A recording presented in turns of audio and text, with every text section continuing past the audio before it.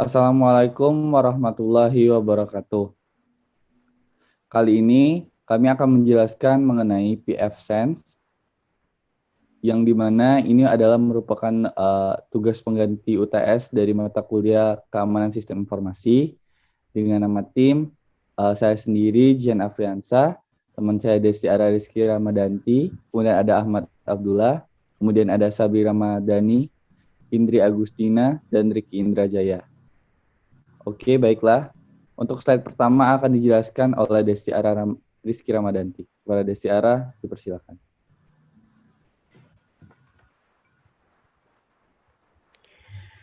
pfSense.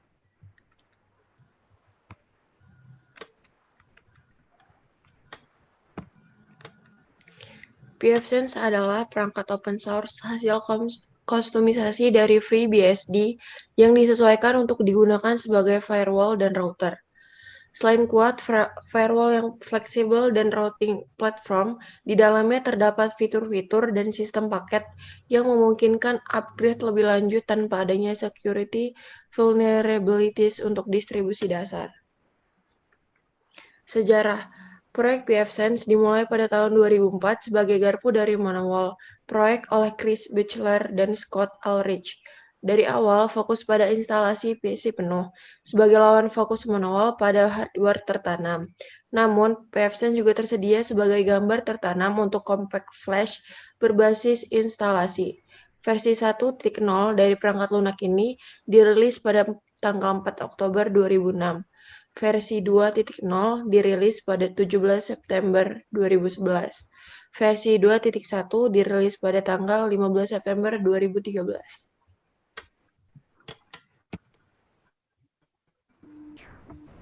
Untuk kegunaan pada pfSense sendiri adalah ada 11 kegunaan, yaitu pertama ada LAN atau one router, ada internet cafes, ada wireless hotspot atau CAPIS portal, ada VPN router, ada firewall, ada DHCP atau DNS server, ada wireless access point, transparent circuit proxy server, multi-one router or load balancer, dan ada DNS backlist, dan terakhir ada port forwarding atau NAT atau network address translation.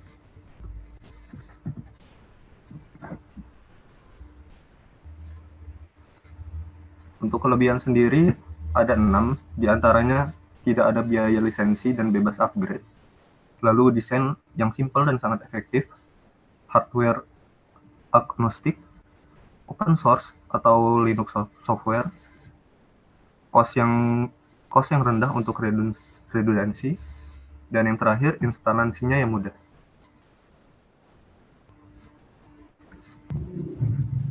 Untuk kekurangan sendiri pada pfSense yaitu adalah yang pertama, dukungan gratis yang terbatas. Yang kedua, sedikit dikenal merknya. Yang ketiga, keamanan yang terbatas. Dan yang keempat, tidak ada jadwal pengupdatean. Kemudian fitur-fitur yang ada di dalam pfSense, yang pertama, SPI, Stateful Packet Inspection. Firewall SPI melindungi dengan memeriksa paket masuk terhadap koneksi yang ada. Fitur SPI memeriksa dengan cara mengingat atribut dari tiap koneksi dan menggunakannya sebagai penentu apakah koneksi tersebut valid atau aman. Yang kedua, UIP blocking. Fitur untuk memblokir atau membatasi koneksi dari suatu lokasi atau negara tertentu. Yang ketiga, anti-spoofing. Anti-spoofing adalah teknik untuk mengidentifikasi dan menterminasi paket yang memiliki alamat sumber palsu. Fitur lainnya dari pfSense adalah time-based rules, yaitu memungkinkan aturan yang dibuat pada firewall untuk diaktifkan selama hari dan atau rentang waktu tertentu. Aturan berbasis waktu berfungsi sama dengan aturan lainnya, namun tidak akan berfungsi saat melebihi batas waktu. Kemudian ada connection limit, yaitu pembatasan koneksi pada firewall dengan mengizinkan atau menolak lalu lintas berdasarkan tuple yang cocok seperti alamat sumber, alamat tujuan, layanan, dan jumlah koneksinya. Tujuannya adalah untuk mendeteksi permintaan koneksi yang tidak wajar. Kemudian menggunakan Dynamic DNS. Dynamic DNS memungkinkan kita untuk mengakses perangkat dari internet melalui nama domain yang mudah diingat yang telah kita buat. Contohnya, untuk mengakses suatu kamera keamanan, kita tidak memerlukan memasukkan IP 216.146.45.246, melainkan memasukkan DNS yang telah kita buat. Kemudian menggunakan reverse proxy. Reverse proxy dipakai untuk menyediakan jalan bagi pengguna internet melalui jaringan pribadi. Fungsi utama dari jenis proxy ini adalah mencegah user terhubung langsung melalui internet tanpa ada monitor sebelumnya. Proxy ini kerap diaplikasikan perusahaan untuk membatasi pengguna koneksi internetnya. Biasanya sering dipakai untuk jaringan lokal.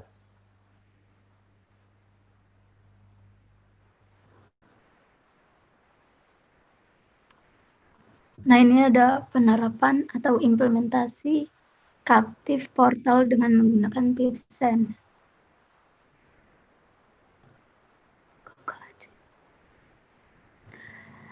Wireless merupakan salah satu teknologi bidang telekomunikasi yang berkembang pesat pada saat ini. Namun perlu diketahui, celah keamanan pada jaringan masih rentan terhadap pencurian data, akses seperti membobol username dan password pada hotspot. Contoh lain adalah serangan DOS atau Denial of Service, bisa dikenal dengan sebagai tindak kejahatan dengan memanfaatkan serangan terhadap server yang akan menghabiskan resource. Dari permasalahan tersebut, salah satu alternatifnya yaitu dengan menggunakan mekanisme Captive Portal sebagai mekanisme Captive Portal PivSense, mana pada platform tersebut telah tersedia fitur Captive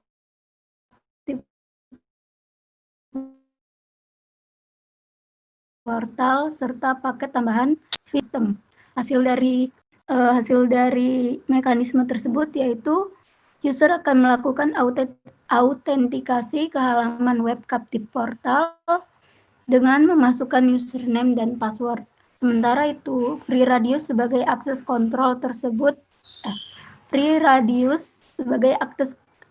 kontrol terhadap user berdasarkan challenge atau respon dan Snort IDS dikonfigurasi dengan rule untuk mendeteksi serangan tertentu, sehingga dengan penerapan Captive Portal tersebut diharapkan jaringan wireless pada hotspot menjadi aman karena tidak hanya memaksa user untuk melakukan login, mekanisme Snort IDS akan memberikan alert bila terjadi serangan.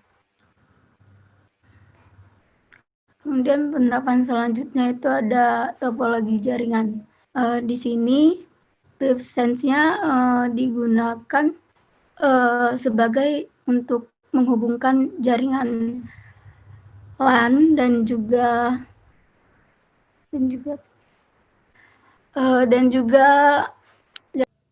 Baiklah, untuk proses selanjutnya yaitu adalah proses instalasi.